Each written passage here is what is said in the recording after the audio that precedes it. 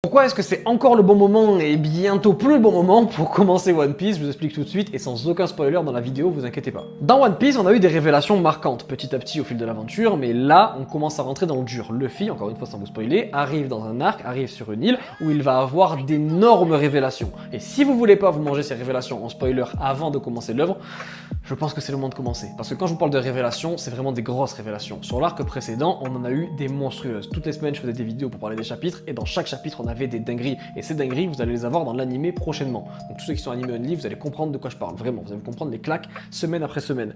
Et le problème, c'est qu'au bout d'un moment, on va arriver à des révélations qui risquent de vous gâcher l'œuvre. On n'est pas sûr. Ouais, Luffy il a battu lui. Vous vous en foutez de savoir que Luffy il a combattu tel personnage. Ouais, que lui il est un traître. Allez, ça va vous gâcher la surprise.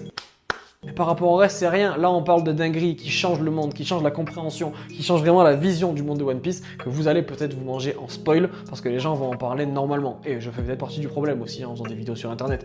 Donc vraiment, moi je me dis, si vous voulez connaître cette œuvre de dingue qu'est One Piece, je pense qu'il faut la commencer très prochainement. On est dans la saga finale, c'est le moment. Après, vous faites ce que vous voulez. Mais si vous faites spoiler, ça risque de vraiment de vous gâcher l'œuvre.